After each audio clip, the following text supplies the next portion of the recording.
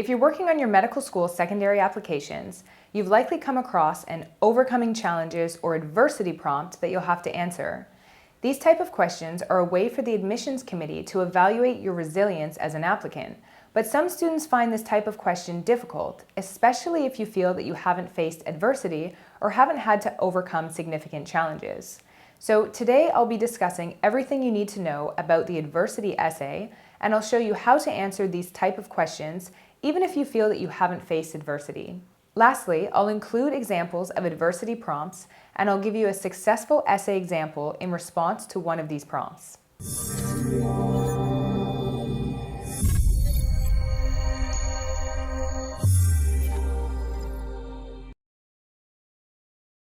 A quick intro from me, and then we'll get started. Hi, I'm Nadine Evans with BeMo Academic Consulting.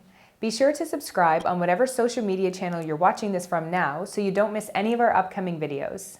If you'd like us to help you with your secondary applications, click on the link either above or below this video to schedule your free initial consultation. So medical schools are looking for applicants that can manage stress, overcome challenges, and navigate their way through difficult times, which is why they include adversity questions in the secondary applications. So typically in these prompts, you'll be asked to discuss a challenging time you experienced and describe how you overcame that challenge. Let me read you a few examples of these prompts so you can see how all of these fit into the adversity category.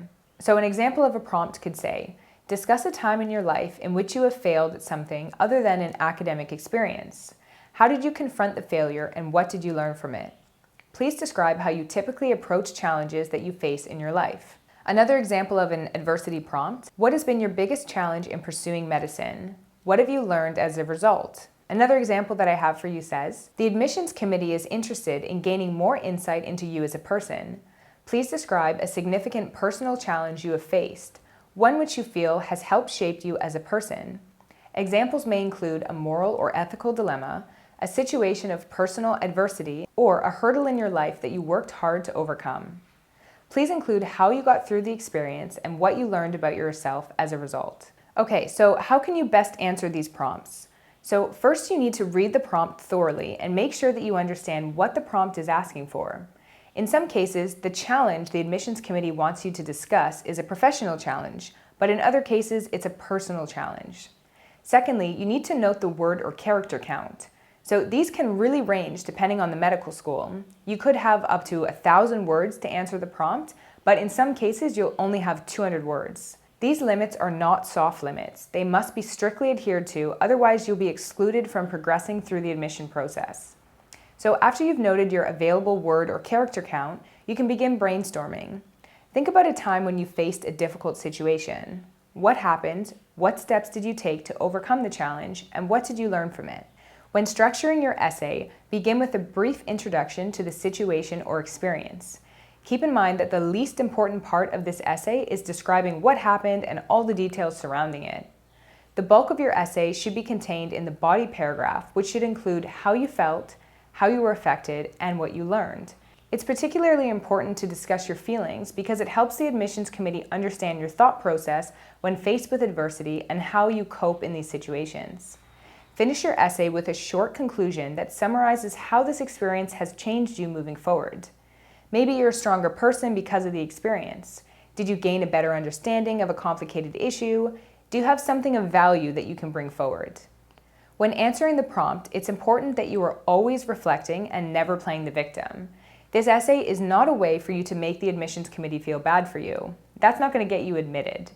It's a way to show your strength and show that you can overcome anything and become a better person because of these experiences. After all, a career as a physician will be difficult and you'll face many hardships in both your personal and professional life. What's important is that you can think actively, manage stress, and rise above any obstacles. So what do you do if you haven't faced adversity? Some students really struggle with this overcoming challenges prompt because they truly feel that they have not faced adversity, and if you haven't faced adversity, how can you write an essay about it? Well, the truth is, everyone has faced adversity. The struggle that students face in answering this question is that they are categorizing the prompt incorrectly. Adversity simply means difficulty or misfortune, But students often take this to the most extreme and feel that it only applies to something very serious, like the loss of a loved one, or a serious disability, or a life-altering illness. It's true that these are certainly hardships that are worth discussing if you have experience with them. They're not the only hardships that people face. Everyone has overcome a difficult situation, but if you're having a hard time identifying a time in your life, I'm going to ask you some questions to help you determine a hardship that affected you personally. So as we go through these questions, if you answer yes to any of them, you likely have a good topic for discussion, as long as you can expand the topic and think about how it affected you and what you learned moving forward. So let's start with some potential challenges at school.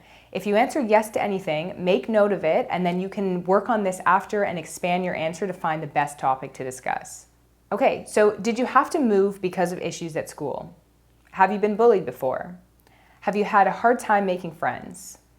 Did you face an obstacle while gaining shadowing or clinical experience? Do you have a poor grade or a gap in your academic record? If you do, what do you think the main cause of this was? Have you ever been the new person at school? Okay, so let's move on to potential family challenges. Have you lost a loved one? Have you or a loved one faced injury or illness? Has a loved one struggled with addiction? Did your parents get divorced? Do you or a loved one struggle with a physical, physiological, or developmental condition or disability? Has your family ever lost their home? Has your family ever been forced to move? Okay, lastly, I have some general challenge questions for you. If you didn't answer yes to anything above, that's okay. Surely one of these questions will jog your memory and help you find your own personal obstacle that you had to overcome. Okay, so can you think about a time when something didn't go the way you had hoped? So for example, maybe you could have played professional basketball, but an injury forced you to change plans. Have you faced discrimination or prejudice of any kind? Have you had to learn a new language? Have you had to manage a financial hardship? Have you ever fallen out with a best friend or a loved one? Have you made a mistake that had unfortunate consequences? Moving right on, let me get straight into two different adversity essay examples. I'm going to give you the prompt and then I'm going to read what the student wrote. So remember, these are not to be copied. Instead, they are to help you find your own challenge and understand the qualities of a great essay that will stand out. So here's the prompt. Please describe any significant barriers or challenges you may have overcome in the pursuit of your professional or personal goals. This is what the student wrote. During my senior year of undergraduate studies, I had struggled to cope with my diagnosis of vitiligo. It started off as a faint light spot near my eyes that I did not pay much attention to at first. Eventually, that spot became whiter, and I noticed two other small spots forming near it and others around my lips. I became concerned at that point for my health. During this time, peers began to notice the white spots on my face. I received a lot of odd looks and whispered comments from people as they questioned what was on my face. I did not know at the time how to explain to my peers what was happening with my face, so I shrugged it off to them as some kind of skin rash. Unfortunately, I had to endure some distasteful jokes about the spots on my face. This was initially demoralizing to my self-esteem and made me feel embarrassed about something that I had no control over. As a result, I avoided leaving my apartment in order to prevent people from seeing my face. My mind became full with self-doubt, and as I contemplated my future and how my condition would affect my goals of finding a potential spouse and securing a job for myself without being judged or discriminated against. I had finally went to my primary care physician, who simply told me that I had vitiligo without fully examining my face or doing additional tests to confirm my diagnosis. I was devastated to hear this conclusion and was angry with myself for allowing this condition to develop in the first place.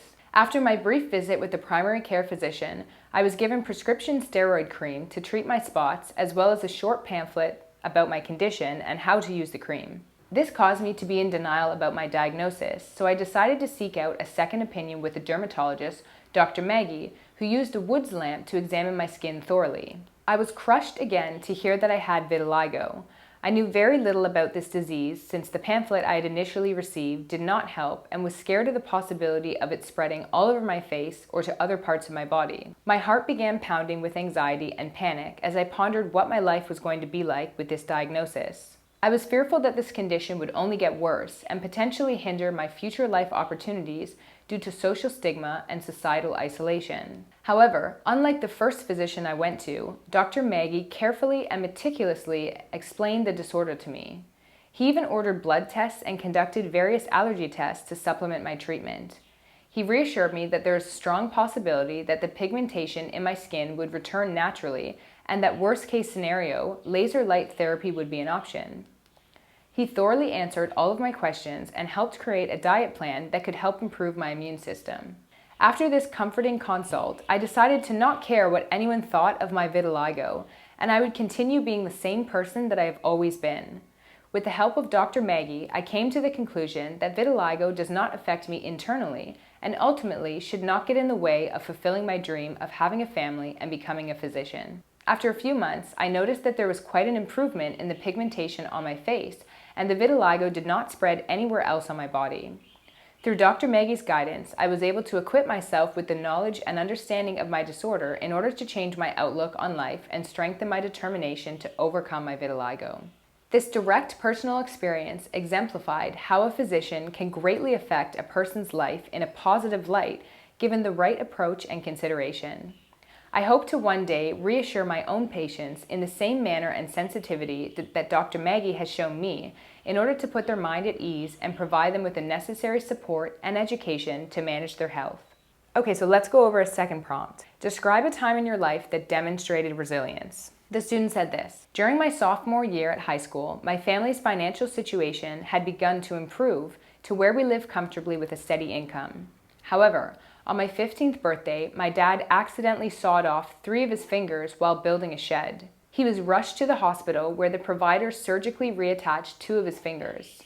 Due to the cost of the surgery, we suffered a major financial setback since the injury prevented him from returning to work for several months. I vividly recall helping my mom in deciding which bills to pay, which created feelings of uncertainty that I had not felt since we immigrated to the US. I gave up driving and walked 1.5 miles to school each morning, gave up my cell phone, and cut down my spending, but it still was not enough. I had considered dropping out of school to work full-time, but my parents insisted that I continue my education.